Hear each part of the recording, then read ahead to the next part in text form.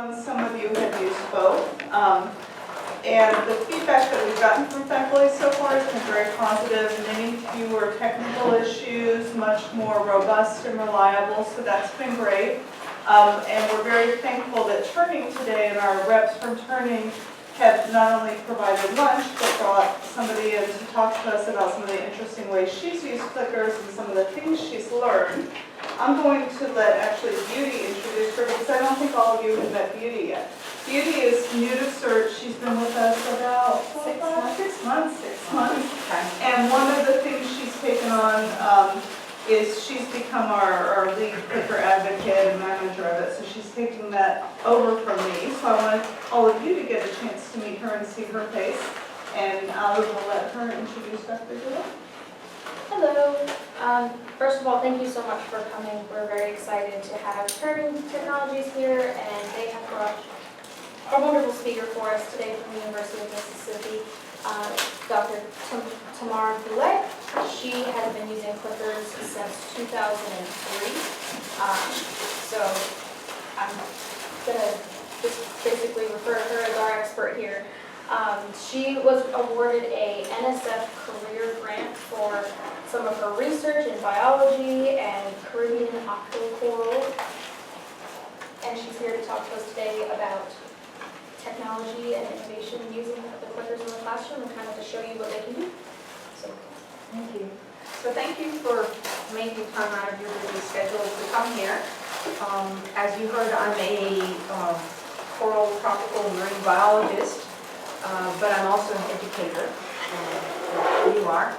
And so I am trying to always improve my classes, and I actually currently have a grant from NSF to do that from the Division of Undergraduate Education.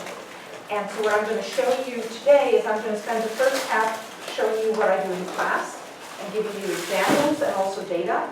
And then the second half, I'm going to show you how I use clickers for my exams and give you examples of questions that I ask during exams. So I'm going to show you the pedagogical application of clickers. So what I want you to do right now is I am actually going to throw you into the water. And I'm going to orient you for those that has anyone not used these clickers before? Okay, so look at those clickers. They have 1 through 9, and then they have a 0. And underneath that, like every button also has 3 letters with it. You see that? But for this question, so I'm going to ask you if you've ever used clickers. 1 is yes and 2 is no. Now I haven't asked, and I've turned on the question. So I'm going to turn on the question, so go ahead and key in. So 1 is yes and 2 is no. And when you hit either 1 or 2, you will see a check mark. The check mark does not mean that your answer is correct. It means that the answer has been received by my receiver that is connected to my computer. Okay, does everybody see that? I can add more time if people need more time. how do I know If it's been received? Oh, you're on test. The check mark means the answer's been received. That's all you gotta do. Hold on a second. Not easy, right? You need lunch and it. We used, okay, so let me just go back for a second. We used some of these clickers yesterday in a testing mode, and yours is one of those that was used in a test. Did anybody else get that you're in a question? It says test. Yeah, so I need to get you out of that, but I'm just going to grab another clicker to see if they're in the testing mode. I'm just going to grab I'll give you that one. Yeah. Oh, I'm sorry. And I'll flip your hand off, and then we'll, when you answer it, see right now, she doesn't have to close it, and that's fine. But when I answer, I want to get Okay.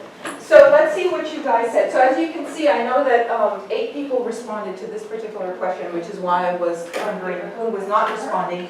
And I chose to not have the graph automatically open. I chose to control the opening of the graph because I want to do that. And so at a glance, I can see that 75% of the people that are here that answered, those 8 people, have previously used clickers in one form or another. 25% have not. So I'm going to minimize that. Now, I started using clickers, as you heard, a while back. And when I first started using clickers, they used infrared technology, like your receiver for your TV, your controller. So we physically had to put receivers in the classroom, and students physically had to raise their hand to click there. And this was hit clicker, and that was another clicker. And then the university itself went to an adoption of university-wide adoption, and that was the first one that we did, because we realized that as more and more faculty were starting to use clickers, students were potentially carrying around 5 different clickers that they needed to purchase for each one of the faculty. And so, as a university, we decided to adopt one. And the one that we adopted was this Interwrite PRS one, which has alphanumeric capabilities. And the reason we did that is that having alphanumeric capabilities enabled people to do as much or as little as they wanted, but did not constrain people that wanted to use the alphanumeric capabilities.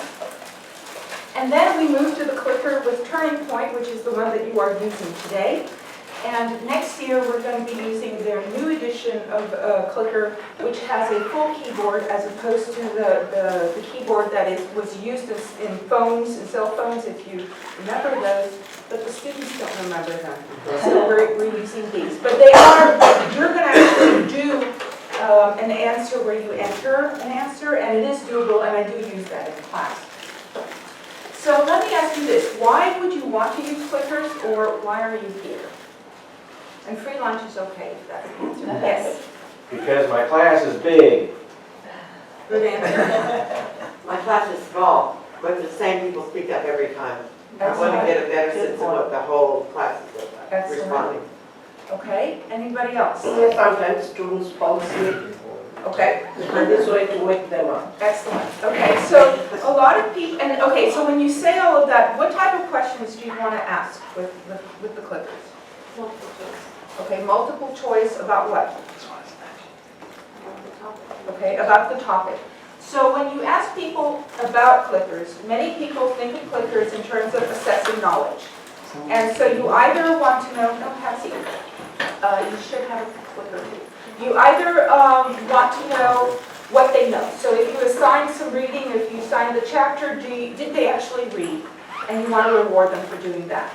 Or you want to assess whether what you just said, if they weren't asleep, that they actually understood what you were explaining, right? And that's fine. Now, the advantage of using clickers, as many of you are probably aware, is that it is instantaneous.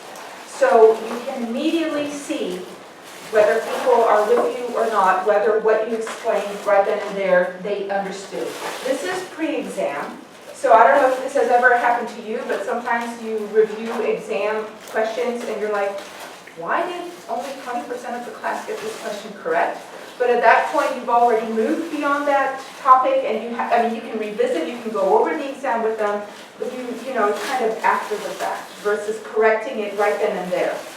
So in terms of correcting it, for the students, it may modify their learning.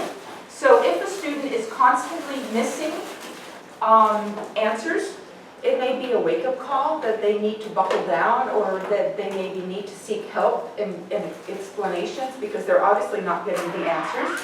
For faculty, you may modify your teaching. So if you're seeing that students are not with you because they didn't, and this is where you set a threshold. So as you can see, I saw that 75% had previously used clickers. So if you decide that you're happy that 60% of the class is with you, or you're happy that 75% of the class is with you, then you can go from there. If 20% of the class is with you, you might say, okay, I need to explain this in a different way. I need to maybe show a figure. I need to maybe think of what to do. The other thing about that is that you can also potentially do what's known as real-time teaching. So you can walk into class, you can ask a question, and then if people, and again, threshold, if 75% answered correctly, then you may not cover that topic at all. And you might say, okay, obviously the majority of the class understands, so we're going to go beyond this particular point. Now, two things. So regarding attendance, some faculty use clickers for attendance. I would highly recommend not to use it just for attendance, because then students feel cheated. They bought a clicker and it's a glorified, piece of paper as a sign-in sheet. Or I don't know about you guys, but nowadays at Ole Miss, we have this scanner, so if you show your student ID to the scanner, it records that you're there. So you don't need clickers to do that. So I wouldn't recommend. Now, by you answering one question, I already know you're here. So I don't need to do just attendance. The other thing that I would recommend about knowledge assessment and this is just from hearing from other faculty. If you decide you're going to ask a mini quiz at the beginning of class, and that's the last time you're going to use clickers, students may walk out. So they'll take the quiz, and then you'll see like a whole bunch of people marching out. I personally intersperse clicker questions throughout my class. I do ask a question at the beginning of class because I'm a stickler for starting on time, and I want them to be on time, and I want them to be penalized if they're not on time. But then I intersperse clicker questions throughout. So this is knowledge assessment. Now, what I do in my class is actually, this is slide 5, and I won't tell you how many slides I have, but this is slide 5. But I use clickers for so much more, and that's what I want to devote the time, to show you how you can use clickers in a lot of very creative ways. So let me ask you this, and let me explain the question. So what I'm asking here is what ink color in your pen you prefer. So the answers are, they're multiple choice, it's 1 through 6. Let me turn it on. So if you like black, Will we get this so we don't have to take notes on it? you can't, they're just examples. Yeah. And some of it is data though, so I won't be able to share the data because I haven't published it yet. Okay. But I can generate potentially something. No, that's okay. Yeah. That's okay. I can strip out the data. That's okay, I'm fine. Okay. So what I want you to do is, what color ink do you prefer? And I don't know how many people we are here. Are people still keying? And you don't have to key in if you don't want to. And if we have issues, Can you see who is responding what? I'm sorry? Can you see who is responding to what? Yes, I can do that. I usually, so you are, so about who is responding to what, I can actually do 2 things. So in my class, students' ID is in the clicker. So I know exactly who answered what. How did it get there? I put it in there with it. So I have a kind of clicker 101 Okay. that and it's actually 2 things. So they enter their student, it's not their student ID, it's their student username into the clicker with me.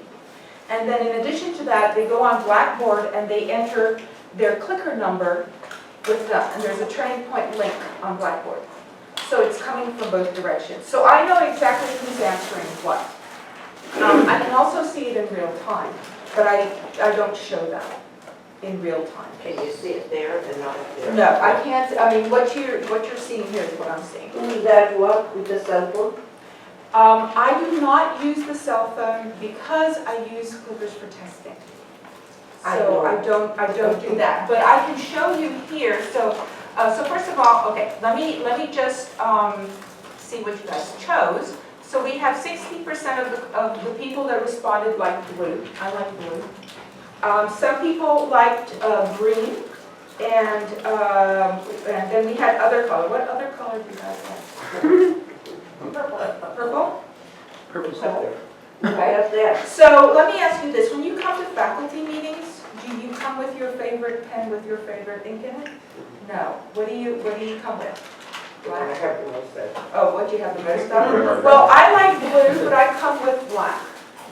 And the reason I come with a black ink is that most of my colleagues use black ink. And if we're voting a secret ballot, and like we're voting, and it's like, this is me, purple pen right here. I actually like purple as well. So what I did is, I actually did 2 things. First of all, I collected data about ink choice. So now I know in this room that a lot of people like blue. And I don't know if do you get office supplies from your department? So that might be an indication to the people buying the office supplies that they need to up the blue pens. The other thing is, and as I showed you here, it is great for faculty meetings or for anywhere else, because if you write with a pen, you're immediately identifying yourself if you're not using the black ink. And you can use this, and actually if you use clickers for faculty meetings, you'll have a record and a snapshot of how everybody voted, as opposed to having to count all those little pieces of paper. So I'm collecting data about you. And the other thing that I've done is, in this, I've also collected your opinion or your choices. And so you may use clickers to do this in terms of asking not just factual questions, but asking opinions of people. And those opinions, so going back to the question of do I know who it is, I do. The thing with my students is that as long as they don't have to raise their hand, they don't care. So when I say anonymity, either real or perceived, your anonymity right now is real because you have nothing linked to that clicker. We just randomly handed them to you. So I do not know who's clicking with what clicker. My students, their anonymity is perceived. And I sometimes ask them for a question that they may be jitterish about. I said, do you want to be anonymous because you can just swap clickers, and since I don't have assigned seating, I won't know who is with whom. And they're like, no, we don't care. As long as they don't raise their hand, they don't care that I know what they answered. So that is powerful. Let me give you an example. I teach various courses, including a graduate level course. And in that graduate level course, this biology graduates, I had them write an assignment. And in that assignment, one of the students wrote a sentence that I detected was not their sentence. And at the end, there was a citation, but it didn't sound like that. And it turned out that the whole sentence was word for word from that citation.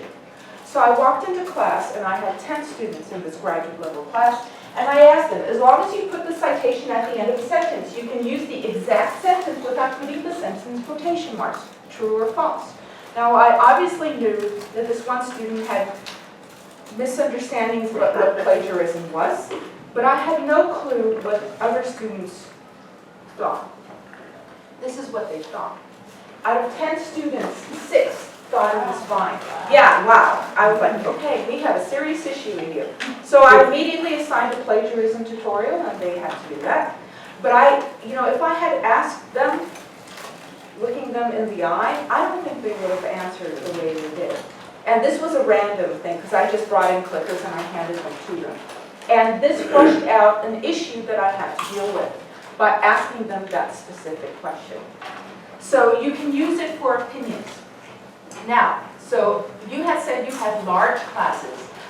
I want you to tell me how many. This is a numerical answer, so go ahead and click in. How many students? Now, the clicker doesn't know when you're done. So when you finish typing in your numerical answer, you need to hit the enter button. Okay, and then you should get a check mark that means that it has been received. Is everybody with me? Is everybody with me? Right there, couple times. Okay? One second. Okay. I'm going to let the clock continue. So as you can see, I can add seconds to, so I have, everything okay? So I have a timer set, as you can see, right? I set it to 30 seconds. The reason I have a timer set, and I have 125 students in my class, is that 30 seconds is enough time to get 125 responses, but not enough time for them to start talking to each other or to look around too much. So it works. I don't have to do 30 seconds. I can do 45. I can add time if it's taking longer, and I don't have to limit it with a clock. Okay, but that's what I can do. So let's see what you guys said. So we have 200, we have 180 and 160, and then we have a few others. So we have quite large classes. And the reason that I asked you to do that is that this is using clickers is very effective to gather data in class. Okay, so now we are going beyond testing their knowledge. Okay, and I'll give you examples of what I mean by gathering data. I use also the class to generate data. So I gather data from them, I also generate data with them, and that, so let me give you an example. Do you guys have any coins? Or everybody showed up with their cell phone and that's pretty much it? Do you have coins? Okay. So what I'd like you to do right now is to toss a coin 4 times and to note how many times head is facing up. And then remember that number, and then I'm going to turn the clicker question on. Okay, so go ahead and toss, and then remember how many times. Toss it 4 times, remember how many times. Okay, now what is happening here is actually what happens in my class. So there's a lot of noise, and coins go rolling everywhere, and people are laughing. Hold on, I haven't turned it on. Is everybody with me? Okay, so let me turn it on. So go ahead and click in your answer. So now this is A, B, C, D, E, okay? So if you have 0, it's How do A. you get undo? Oh, you can type, it'll type over it. So you can set it up that it will accept that if you made a mistake, it will allow you to enter another answer. Or you can decide that the first time they touch that clicker, that's it. Or you can decide that you want X number of tries and then they're done. Okay, so everybody is good. Let's see what you guys did. So we got this. Now we had 10 people that responded. Okay, let me show you what happens in my class where I didn't have all 120 of them respond, but I had in this case 58. And I don't know why my little this is going here. I don't know why it's there. Anyway, so what does that look like? No. Okay, it's a normal distribution. And I don't know about you guys, but obviously these are biology examples because I'm a biologist, but it's very hard to explain probability. If there are two sides to a coin, why don't you always get 50-50? Well, some people do, but some people never get it, and some people always get it. And by doing it, they generated the normal distribution. And then I go from that to talking about Punnett squares and about probabilities in genetics. And now this particular example that I'm telling you here, I didn't make that up. That was in a wee little booklet that was called Clickers in the Classroom that was published a while back. Northam now publishes, they publish 2 clicker books. They publish, and there are other clicker books out there, but they actually have questions in them for biochemistry and for organic chemistry. And those are available. I actually have one here. And so there are books out there that are available to give you ideas. So this is Clickers in Action, Active Learning in Organic Chemistry. That's produced by Norton. So there are quite a few clicker books out there, but you can get ideas from other people as well. Now this is an exercise that I do in my class. In order to cover biological molecules, I don't cover biological molecules as the book does. I ask them to bring a nutrition label to class and we go through the nutrition label line by line. And so then I ask them how many grams of fat does your nutrition label have? And you probably don't want to look at the Cheetos because that'll ruin your answer. My water doesn't have it. Your water doesn't have it. So this is a snapshot, and this is actually a snapshot from a class that I used this in with PRS. And so you see that some people didn't have any grams of fat, and some people did. And then I asked people in the class, so 125 people are clicking in, and they are accountable because if they don't click in, then they are penalized. And so for that, I asked who had 0 grams of fat. Water was an answer, but Sprite was also an answer. And then I asked them how many grams of sugar, and they keyed in. And then I asked, okay, Sprite guy, you had 0 grams of fat. Did you also have 0 grams of sugar? And that was not a fat-free or a sugar-free Sprite, it was regular Sprite. And no, they didn't. So then we talked about fat-free, we talked about sugar-free, we talked about calorie-free. And so using the information that the class provided, I then went into the content. And so that's one potential way to gather data from the class. So in terms of that, the class is generating the data. Like in the normal distribution, they were the ones that generated the normal distribution, not me. In terms of gathering data, I'm asking them to bring the data, and I'm going to show you other examples of gathering data to advance what I'm teaching in class. That does increase participation because they are involved with giving information that is used then in class. And the idea is hopefully that will also increase investment in the material because they themselves were part of that. And so hopefully they will remember it better. And it does break up the material. When coins go rolling everywhere or they have to look at their nutrition label, it's more than just me talking all the time. And so that's an aspect as well. Now, I know this is totally out of the blue, and I'm going to explain what I would like you to answer, and then I'll put the question on. What I'd like you to answer is how many children do you want to have?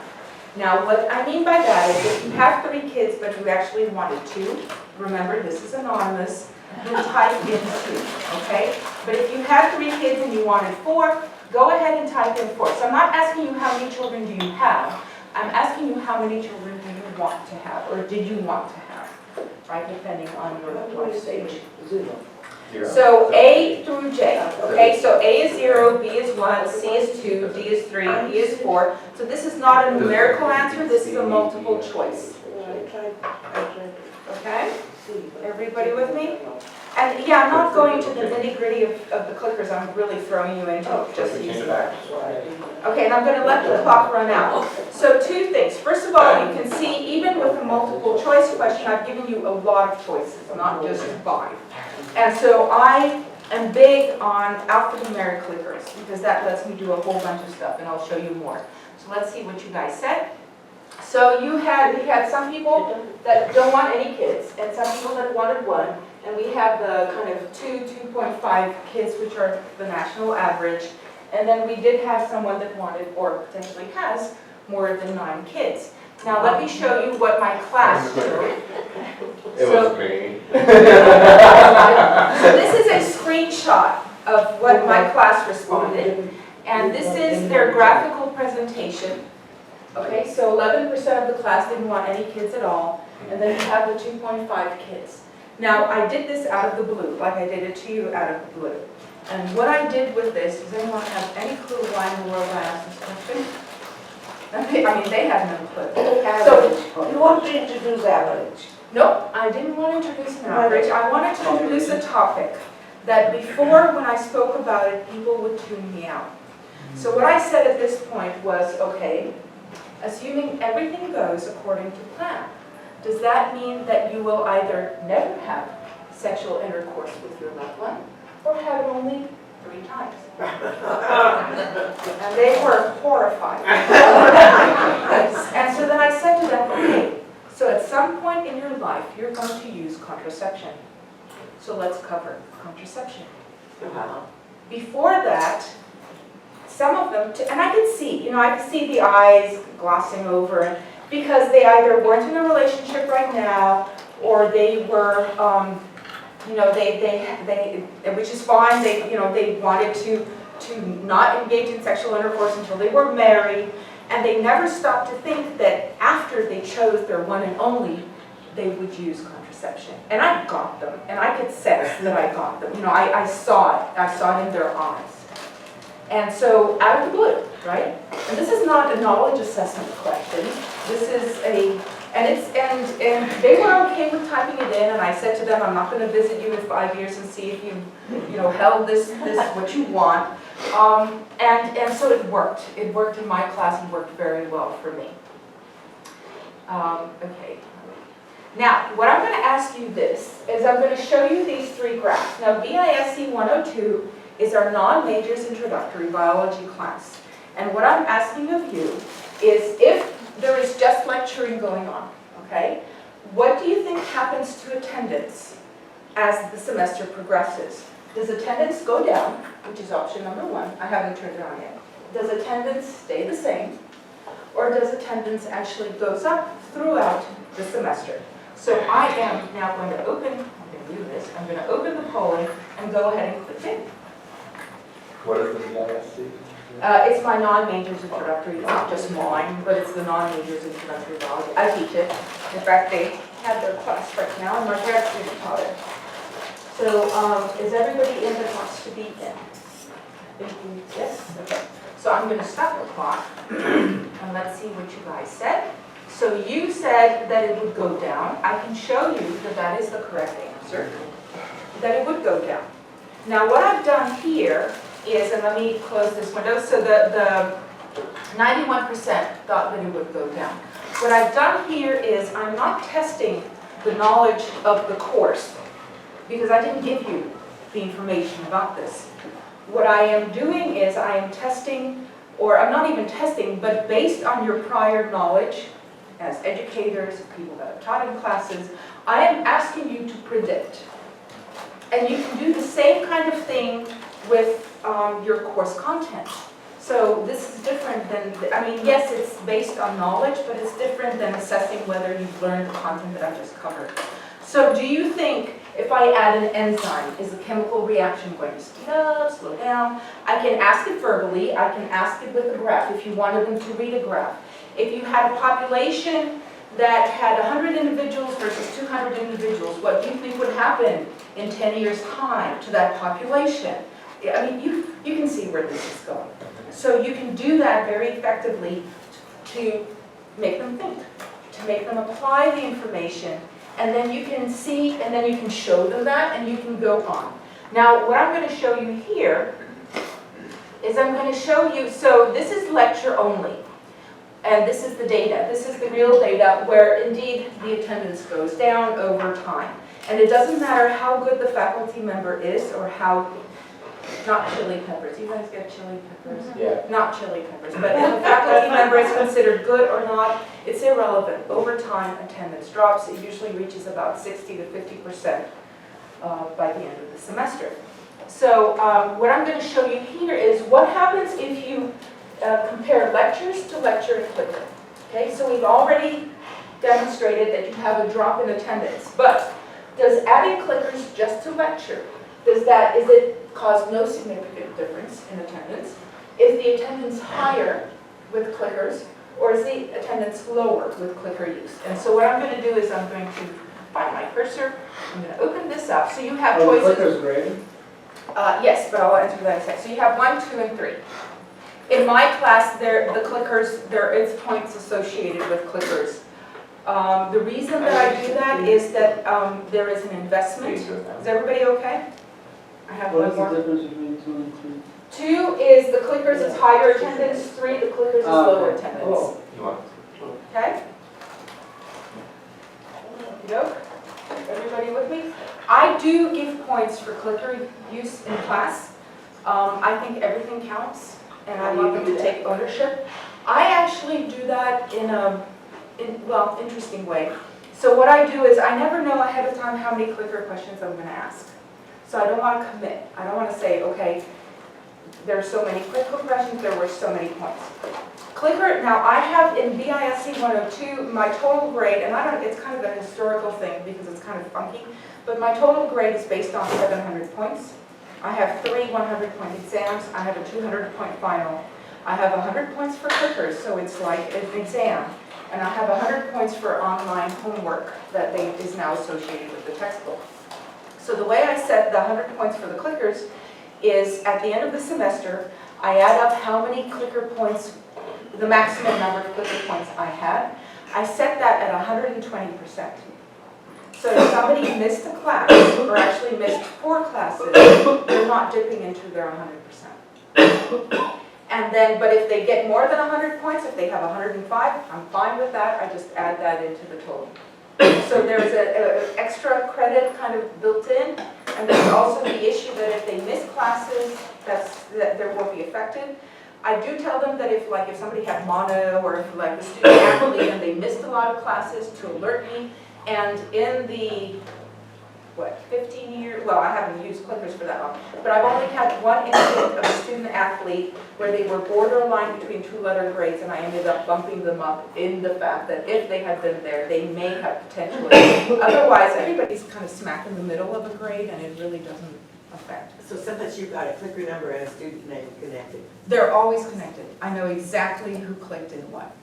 Now, what I'd like to do right now is I'm actually not, I want you, so this is the exact same thing that we've seen before, but this time I want you to turn to each other and to discuss this and to decide which one of the graphs you think is correct. And then if you don't have to key in the exact same answer that you entered before, you can key in another answer, so which is fine, because this is a different question. Okay, everybody with me? So go ahead and talk, and then I'll turn this clicker question on. I would have clickers, more engagement, so. You guys on the same page? Is this a class in which you said you have a swipe system for attendance? No, this is just if it's lecturing or lecturing. And also, Everybody ready for me to, so I'm going to go ahead and turn this on. Go ahead and key in your answer. So if you chose a particular answer last time, you don't have to choose it again. You can choose another answer this time. I have a question. Yes. Do you ever have issues with students talking to each other, or not, I guess cheating, looking at each other's clickers while they're So I do two things. I say to them, I have this like, I want you to answer this question independently, please. So I do that, and if I stare at you long enough, you'll stop. And there are some questions that I do allow them to talk to each other. And I say, okay, you can talk about this. Question? How about, do you have large enough classes where friends bring each other's clickers? Yes. Not show up to class and they answer for them so that they get credit for it? Yes, we have had the double and triple fisted clicker. I do, I have not done it with, so I think I can do that also with here. I mean, you can I think write dissertations on clicker data. I can see how fast you click in. And so if you were bringing a clicker for your friend, would you click in for them first or for you? Me. Okay. So I can actually pick up those people that are clicking in at the end. And then I've actually done this. So I know, if I want to go through the effort of actually doing this, I've done this. So that the next class period, I see that somebody has clicked in, and then I said, Ann Smith, are you here? And if Ann Smith doesn't raise her hand, but the clicker did, then I know that Ann Smith wasn't there. And I have that in my syllabus about academic dishonesty, and I have clicker use and what I define as academic dishonesty with clicker use, and I've done that. I visit other faculty members' classes to assess their teaching, right? I'm at that point in my career. And so I actually sat behind a student that had 3 of them. And so I didn't do, of course, I'm a passive viewer of the class, but I did it. I got up and I took all 3.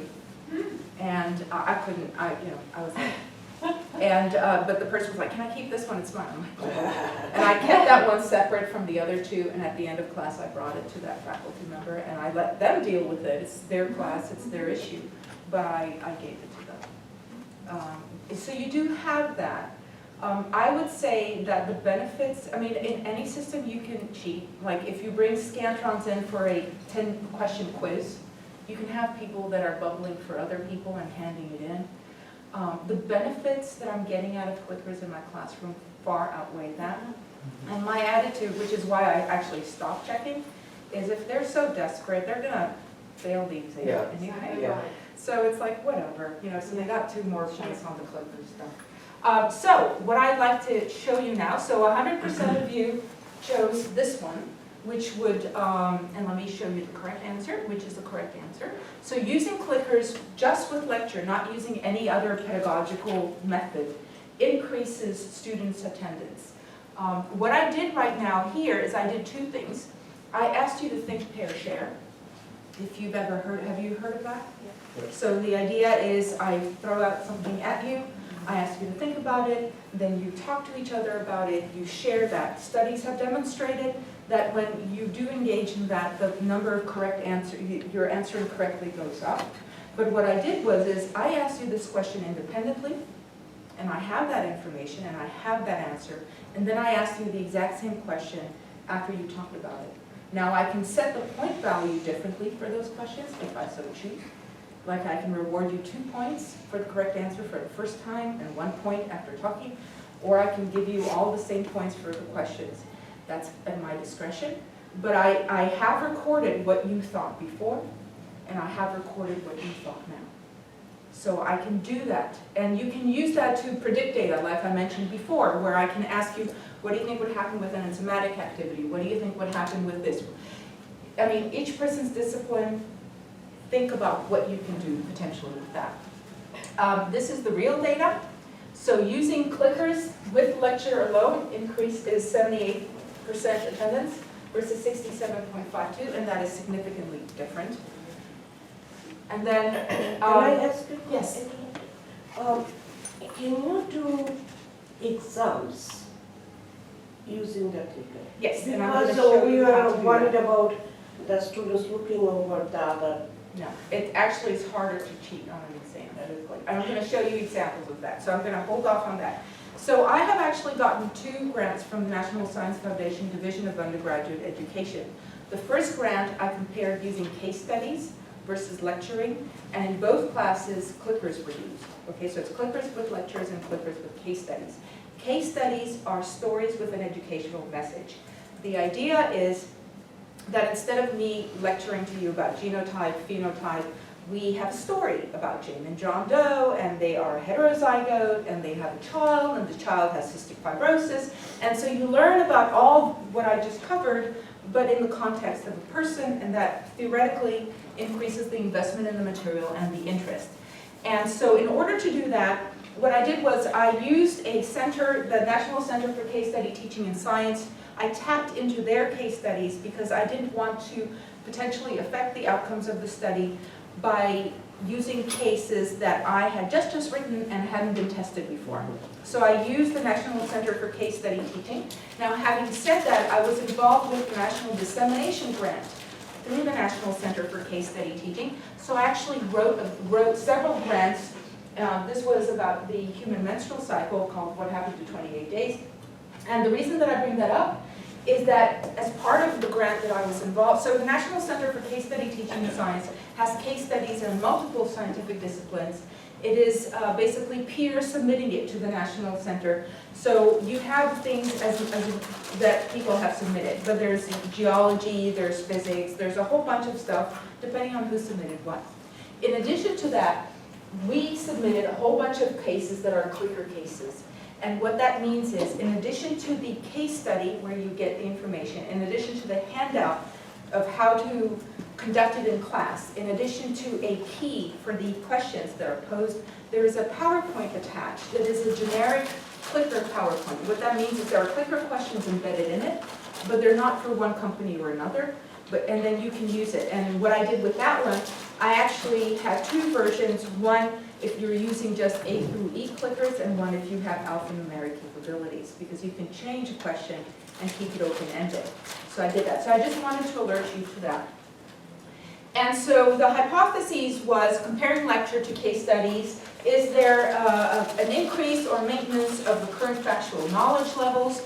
Is there an increase or maintenance of the student ability to actually apply the information? So factual knowledge versus application. Does it increase student satisfaction with the course because they are more engaged potentially? And this is linked, if they're satisfied, they may vote with their feet, right? So student attendance may increase. And so one of the cases that we used, and this is another clicker case, is called the case of the Druid Dracula. And the case of the Druid Dracula is about a murder that is committed in Wales, and it covers DNA structure and replication. And so we used that as one of the cases, or I used that as one of the cases in my study. And so this is the data. So you have here, this is data you saw before, lecture attendance over time, clickers with lecture over time, clickers with case studies over time. And there is a significant difference in attendance, so they did vote with their feet. In regards to questions, so I felt more involved in the class because I used clickers. This is the case study part, this is the lecture. More students felt strongly agreed when they were involved with the case study class as far as being involved and using the clickers in the class versus the strictly lecture class. As far as student academic performance, this was interesting, but I guess an A student is always an A student. I mean, you'll throw them into like the worst environment and they'll survive. But there was a shift in the grades towards this end of more B's and more C's in the class where clickers were used and also case studies. And then, but the interesting thing is for every one of the cases, and I'm actually showing you just for the Druid Dracula, I also asked them questions about the case. And so I asked them, in your opinion, was the case relevant to your life? In your opinion, was the case interesting? And what I found out from a lot of cases that there was a dichotomy. So for example, for the Druid Dracula, which is a murder case a la CSI, they thought it was very cool. But I'm happy to say, because we live in Oxford, they didn't think that murder was relevant to their lives. Which is good. But I hadn't thought of that. And while things that they thought that were relevant to their lives, they didn't find as interesting in the case. And that prompted me to the second grant. And the second grant is about class-generated community clicker cases. The idea behind this is simple. You have cases, you have clicker cases, you have large classes, you want to engage them. why don't we do cases about the community around the students? Not about Jane and John Doe, but about people that they know. And that's what the community cases are all about. And what they do is they go out in the community and they have a one-page interview for topics. We have about 8 of them throughout the semester. And they interview a member of their community. And then they come back and they use that interview throughout the content that we're covering. So it may take about 3 classes to go through one interview. And so they interview a person in the community, then they come into class and they click part of the answers to that interview. Then they are directed to the textbook reading, because some of this I want them to go and interview a person in some ways blind. I don't want them to guide the interview and know the answers. And then there's a clicker quiz, content and concept, and then they return to that person and revisit one question of their choosing to go over again. And they're also handing in these interviews. So they hand it in through Blackboard, and they also hand in the follow-up question. And so the benefits of doing an interview is that it's not too personal. And some of the questions, and I'll show you examples, are personal questions. So it's not about them, it's about the person that they interviewed. The other thing is some of the questions are about knowledge, but it's not about them getting the knowledge wrong. It's about their grandmother not knowing what she's talking about, or their roommate, which is in political science, or whoever it may be. So it shifts the burden from them. So let me show you.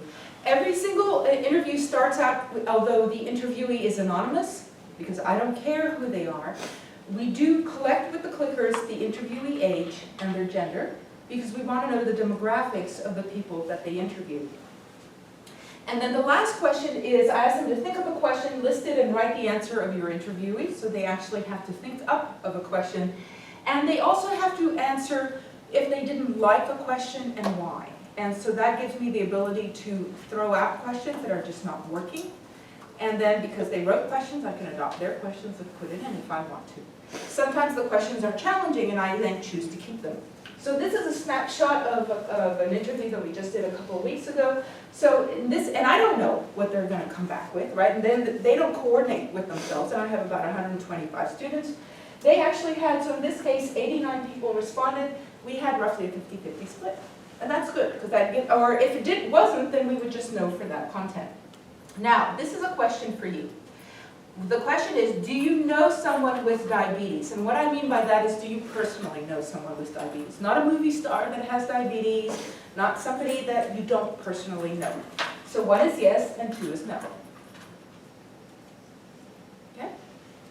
And I think I have, is everybody that wants to be in? Okay. So I'm going to stop the clock. And so 91% of you do. Okay? Now, let me show you the snapshot of my class. This is my class. This is actually a snapshot of the class. In that particular case, 83% of the people that they interviewed personally know someone that has diabetes. In other cases, I've gotten much higher percentages, but it's never low. And then instead of me giving them statistics about diabetes in Mississippi, which is not very good, or about diabetes in the country, we're talking about an issue that is relevant to the people around them. And then, so some of the questions are clicker questions.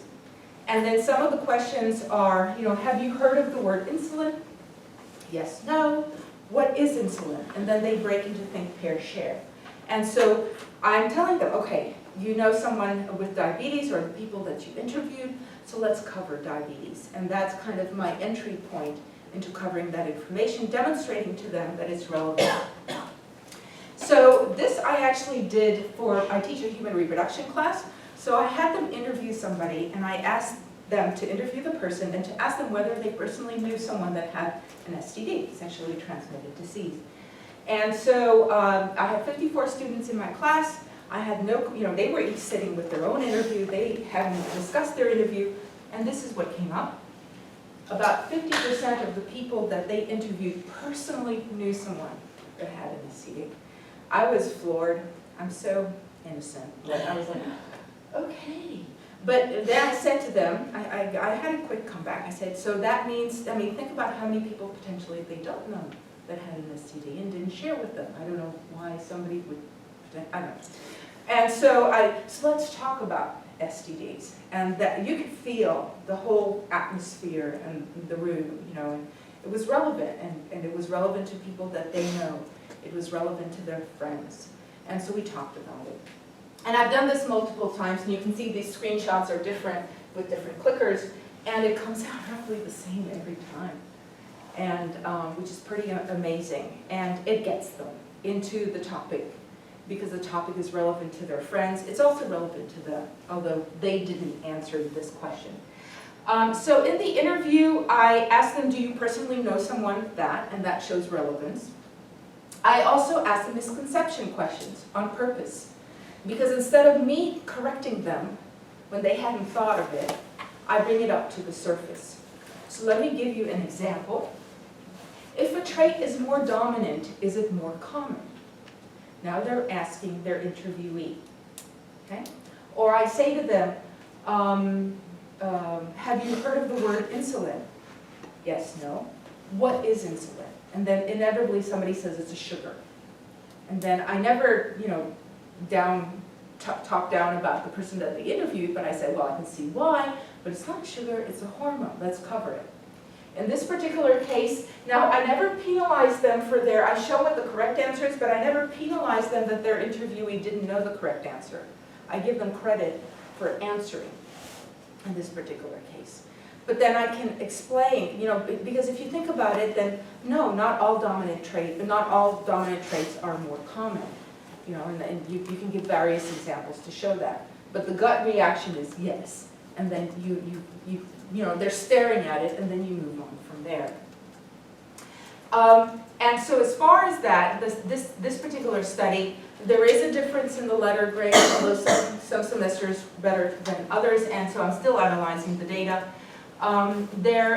Questions like using clickers made me feel more involved, and the class that is the clicker case class are more strongly agree than the lecture class. And then let me ask you this. Does anyone have any questions up to now? I'm going to ask you whether you use multiple choice questions on exam. So 1 is yes and 2 is no.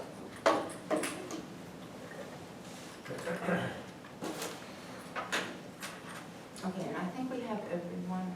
Now we do. Okay, so I'm going to stop it. And we have an overwhelming majority, 91% of you do. Why do you do that?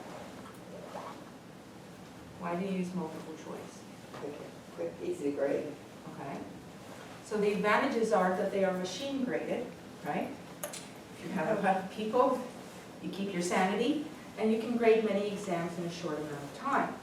The disadvantages are that in most cases, if you're using Scantrons, for example, you are limited to 5 answers. So even the question where I asked you how many kids you want to have, I couldn't ask all of those. I would have to limit it.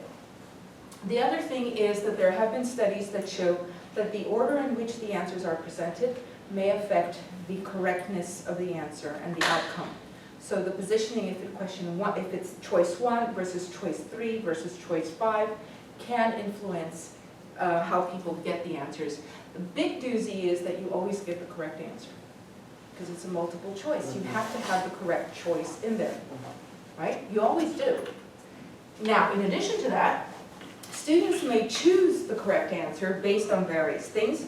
One would hope that they choose it because they actually know the answer. But if you've ever looked at a multiple choice question, you can often eliminate some of the answers, and then you are left with actually not 5 choices, but you're left maybe with even 50-50. Students may recognize the correct answer if they see it. Students may eliminate, like I just said, and then whether they eliminate or not, they can still do eeny, meeny, miny, mo. And so those are issues with that. With clickers, you can do multiple choice, but you can also do various fill in the blanks. And I'm going to show you how you can do that. And I do that in my testing, and I will never go back to Scantrons because of that. So let me show you what happens. When I give an exam, there's nothing projected on the board. I hand out exams. And I tell people that I want them to write their name, and I want them to circle somehow. They can be with a pen, because it's not a Scantron, they don't have to have a pencil. I want them to answer on the hard copy, but if the clicker is working, that the clicker answers trump what's on the hard copy, like with the Scantron. So if they circled C on their exam, but they wrote B on the clicker, clicker wins. And then also when they come to office hours, they can look at their hard copy and they can look at the key, although I can also print out what they answered, but it's easier to do with the hard copy. Now, if students answer at their own pace, nothing is projected on the board, so they just go through, and in fact, when you opened up yours, it was set to testing mode.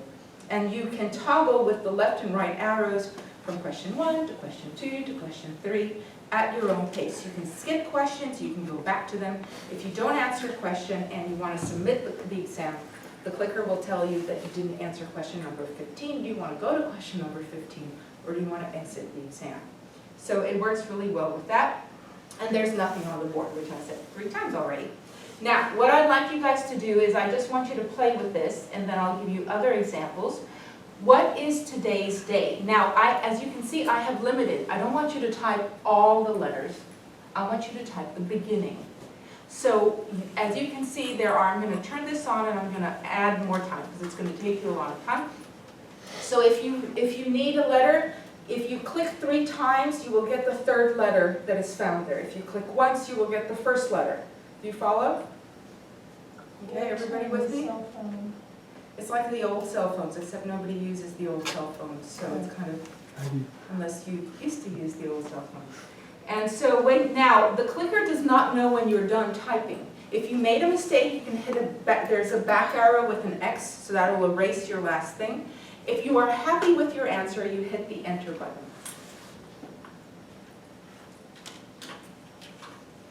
And if you just want to stop in the middle and enter, that's fine.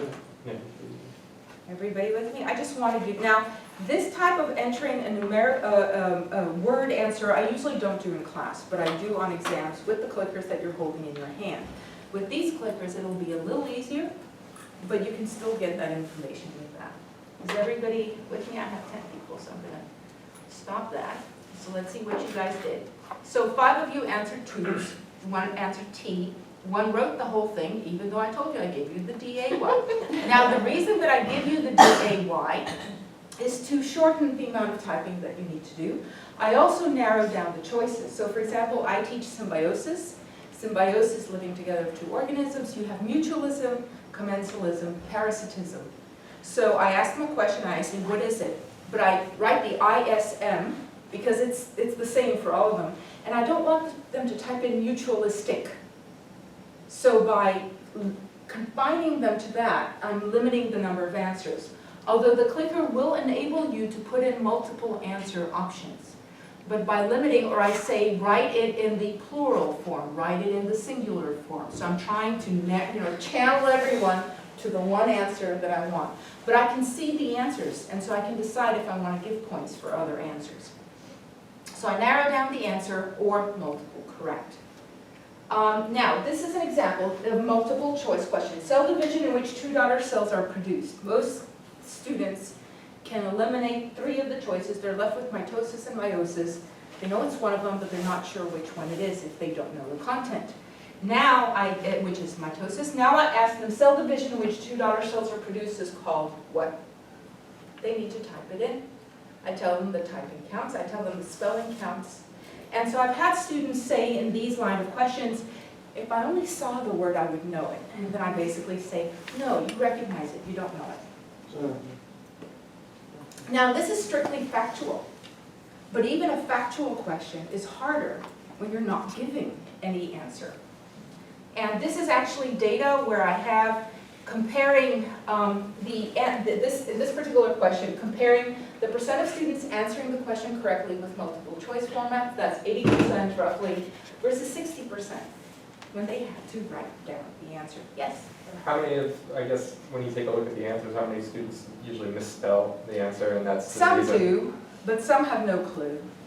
They go like, hi there, or, or they chose meiosis, or they're just clueless. I can reward them. I had once a situation where I asked what is the mineral that is found in hemoglobin. I was looking for iron, but then somebody put in Fe, and I was like, oh, you actually know that. And so I gave them points for that. But next time I wrote, write down the thing, as opposed to write down the periodic table reference. Now, this particular thing is, I give them nutrition labels because I told you I want them to actually know information. So the mineral found in the frozen yogurt, but not in the yogurt, so this is the frozen yogurt versus the yogurt, type in the mineral. So they have to read information. They have to realize that this is where that information is found, and they have to realize that iron is a mineral versus a vitamin, and that you don't have iron here, you have iron there, right?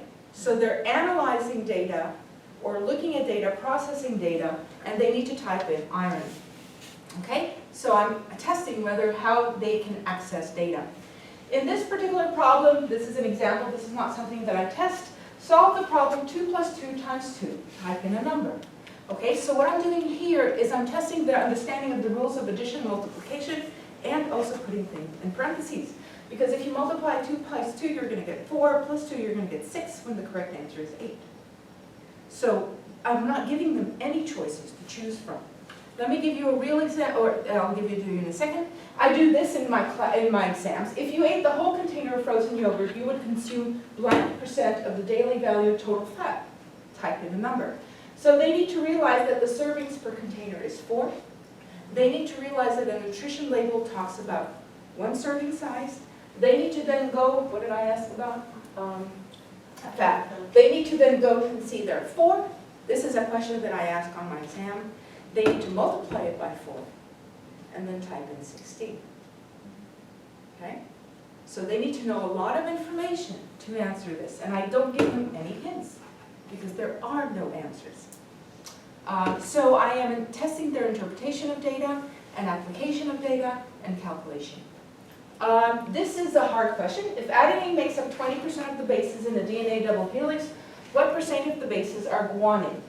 This is a multiple choice version. I'll walk you through how to solve this. So if adenine is 20%, thymine is 20%, that's 40%. That leaves 60% for cytosine and guanine, which means that guanine or cytosine is 30%. Okay, and that's the correct answer. Now I ask this. This is what I'm asking in class. If adenine makes up 20% of the bases in the DNA double helix, what % of the bases are guanine? No answer is provided. This is the data. It's 30. So this is a hard question for my non-majors introductory biology class. 50% of them got it right when it was asked in the multiple choice format. About 30% get it right when you ask it in a fill in the blank question. This distinguishes between the people that actually know it versus the people that did eeny, meeny, miny, moe in some kind of successful way. Now, this question is from a test bank. You can say the question is not a hard one. But what it is which one of the following choices lists the organs of the human digestive system in the correct order? Even if you haven't cracked open a biology textbook, you know that we start with the mouth, right? So there are 2 answers for that, and you can eliminate the rest. Now, most people somehow know that the small intestine comes before the large intestine, and that's the only difference between these 2. So you can say it's a rotten question, or not, but that's the answer. Now I ask them this. Place the organs of the human digestive, this is a real question for my exam, in the order from where food enters the body. And what I did was I listed the organs in alphabetical order, and I gave them a number. The answer right now, and I hit it, is 341652. Okay? They need to write a string of numbers. There are, so before, about 85% got this question correct. Amazing that on 100, but hey, whatever. Now 70 get it correct. And if you want to calculate it, there are 720 possible answer combinations.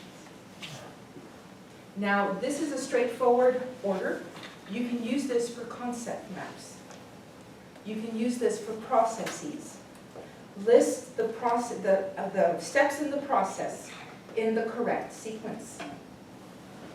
Okay, so you can use that to test a lot of very conceptual type of knowledge.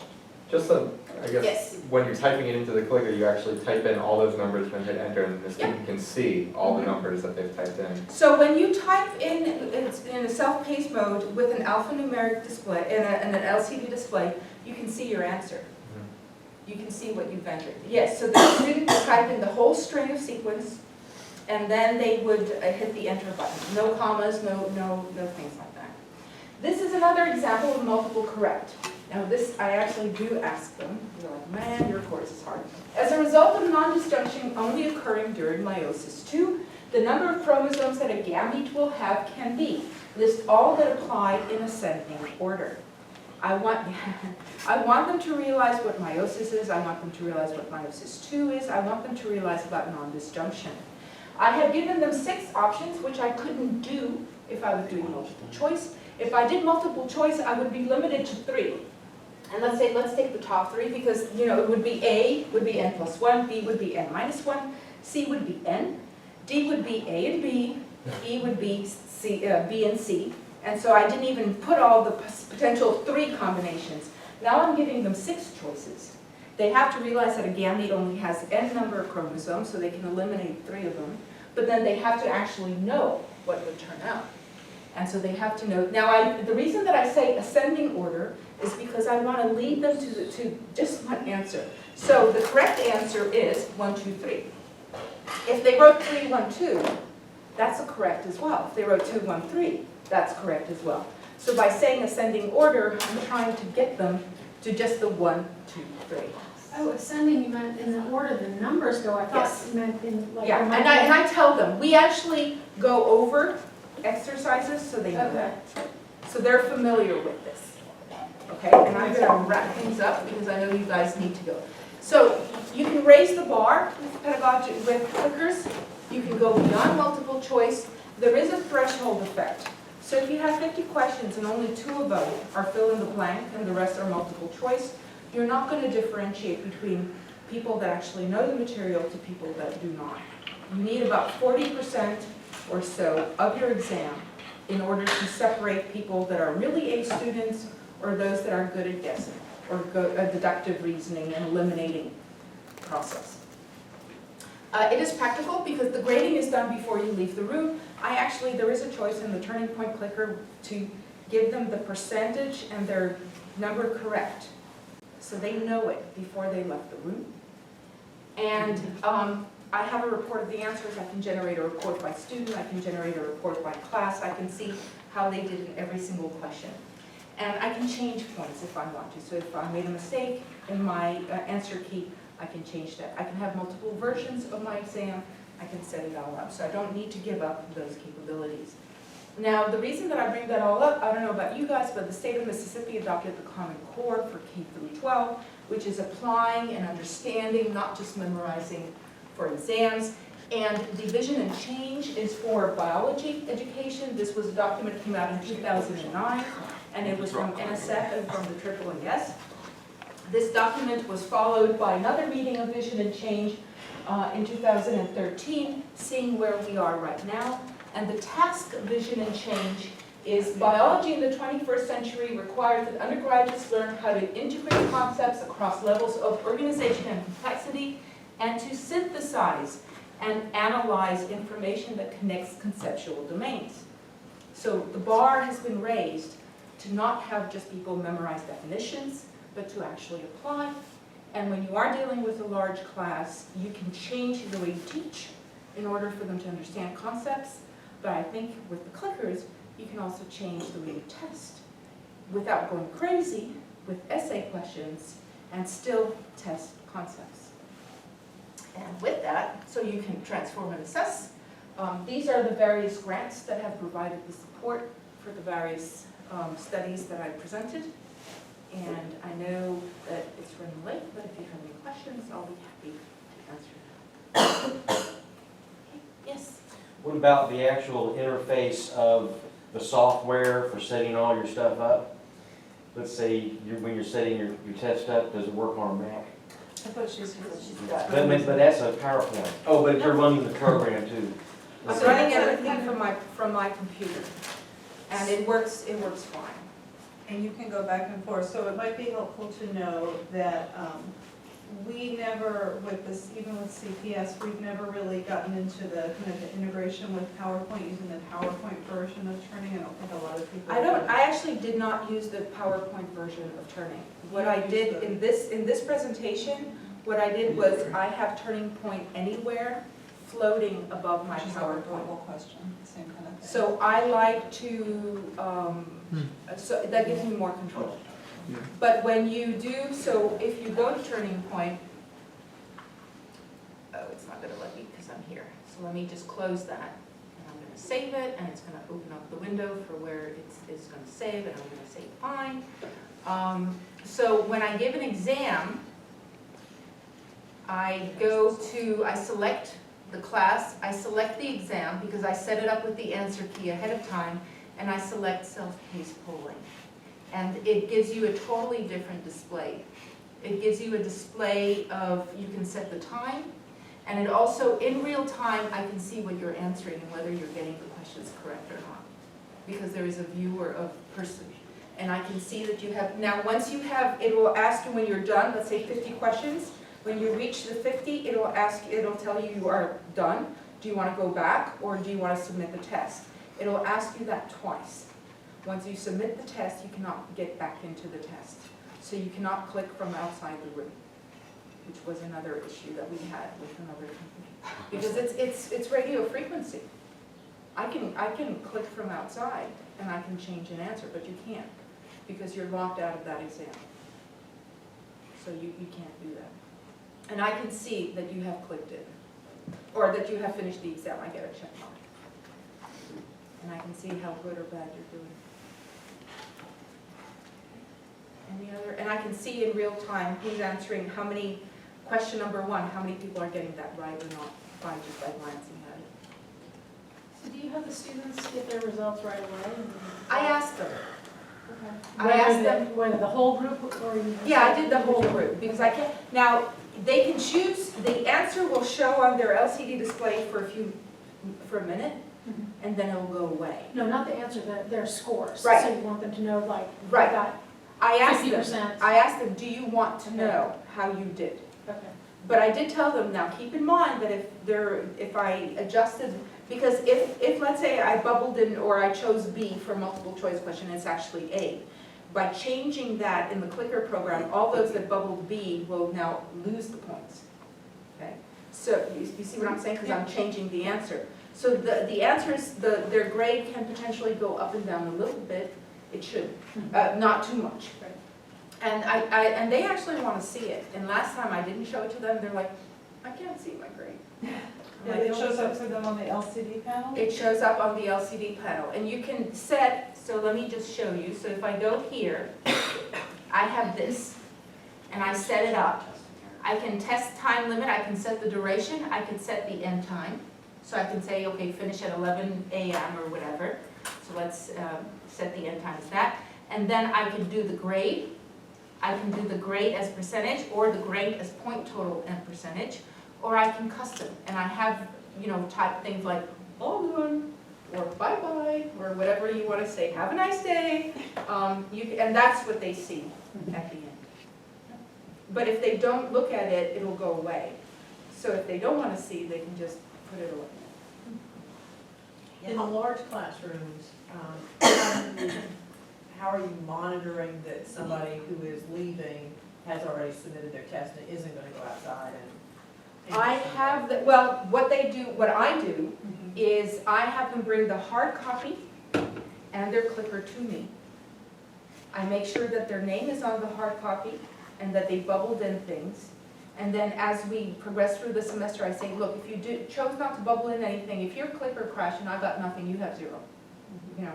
Tough. But what I do is I compare what they have in here. I compare the version, because I can see if it's version 2 or version 1. So the fact that they're handing me version 1, I can also see that they're version 1. And I exit the exam for them. Okay. So I do that. But having said that, what I found out last time, because one of the students by mistake entered the wrong version. I mean, she did it by mistake. Because the versions had like numerical answer where question 1 was numerical for version 1 versus a multiple choice, it didn't let her answer the answer because it was the wrong format. And so she was stuck. She couldn't, so I had to get her out of it. I had to delete the exam. I had to re-enter for her. Because, so basically if you're holding the wrong exam, you couldn't answer the exam. because of the way it's set, because it knows when it's a multiple choice, because I designate it as such. It knows when it's a short answer, because I tell it it's that type of question. So you won't be able to enter it in. The only way it would work is if the short answer you put A, then it would accept it, because it's a short answer. But I double checked that they're using that they didn't submit the wrong version, as I have. So you set up the test or on your computer, and then you upload it to the clicker program or? What I do is I have a testing software, so I generate my test there, and then I just enter the answers into the clicker software. I don't type in the whole question, because I'm not using the clicker software for my exam. But I tell it, question number 1, A, question number 2, The students have a paper copy, then The students have a paper copy of my exam. And they can doodle on it, they can cross things, they can circle, I say the circle, I make sure that they write their name on it, and hand it in. How expensive are the clickers? Price? Price of the clicker? They're $40. They're sold at your bookstore. And they can be used across multiple classes? Yeah, they just Yes. purchase it once and they can go use it in all the classes their entire time here. And so the other thing is, because it is radio frequency, it works on different channels. So you can potentially have 2 classes side by side, but one's using one channel and the other one's using the other channel. Of course, you're not going to have the same student in both classes, but we have students in our non-majors introductory biology class. I make them buy a clicker for my class. They also use the clicker in the lab. We've also given lab practicals with clickers. So we use them for lab practicals as well. When, Go ahead. very ignorant about this, so forgive my questions, but, so if I want my students to go over and go to a presentation across campus, and I want to have them responding to stuff in that presentation, are they only used in the classroom? Can they be used over in the theater? We can sit outside under the trees. I could have asked you all these questions verbally. As long as I have my receiver, which is the size of a jump drive, plugged into my computer to collect the answers, you don't have to have anything projected. I mean, we could have had this whole thing outside. The only problem is you wouldn't see, you know, or you would see from my little computer screen. We also actually have a handheld receiver as well, so you can be anywhere on campus and just ask the questions like she just said. And you don't even need a traditional projector or computer. It comes on, all the answers come, graphs come right to your handheld, so you'll know how everybody responded to your question. So if I was someplace else, I didn't have a projector, I'd have to write out questions, they have to have a paper in their hand. No, up to you you. can verbally It's up ask to you. it. I could verbally And ask it them. can be all verbals. Okay. Is it gonna rain today? Yes or no? And that information's gonna come right to your So handheld for receiver. students using it? Yeah. For the instructor? Now, there's an in-between version so what I have here is just the receiver, and I'm running the program off my computer. There's also a receiver that has the memory and the program on it. So if you're using the podium computer in a lecture hall, you can just stick that in, and it saves the information on that jump drive, and you're running the program, and you're running your class roster, everything from there. And that's the one that we decided to deploy here because we had so many problems with conflicts with the previous one. So you guys get a USB drive when you adopt with everything you need on it. You can use it on any computer anywhere. The classrooms don't have to be set up in a particular way. And they have instructor kits in the CIRT office, so if you want to play with it, you can go pick up a kit. Comes with a clicker, receiver, everything you need to get going to start practicing. Is there a buyback for students to sell them back? We have one. They can buy used clippers in our bookstore. Could it and sell back there? Yeah, they do. They do. Yeah, they've sold to other students. And Okay. Well, I don't think our bookstore. Yeah. Bookstore's If not I'm not doing it, mistaken, but our Case students by bookstore case. can is not Right. feeling, that kind of thing. but they sell them on Amazon and stuff. They sell it. Yeah, I saw Like that. The anything hope else is, or that the is idea fine. is that if you're using it in your class, then hopefully somebody's using it. I mean, they're gonna get, as an educator, okay, I'm not, I mean, I know I'm here, but I'm not turning point. You know, they spend a fortune on textbooks. Yeah. If this thing is helping my class, then you know what? I'm fine with it. Because this is just a drop in their educational bucket. Oh, yeah, I mean, I wouldn't be here if I wasn't interested in. Yeah, but that's my The cost attitude is as a not a barrier faculty for me. member. That's not- So I mean, this cost to me is trivial compared to the $180 textbook and all that. Is it covered by their student loan, like books are? At all, Yes. yes, it is. Absolutely. Yeah, they'll have a book. Absolutely. Thank you so much for coming. I'm a little handout we can pass out for I just asked for the schedule yet. So if you want to learn more, if you want to come work with it hands-on, you have Muta's card in front of you. You can email her and she will be glad to get you a checkout kit or sit down with you individually,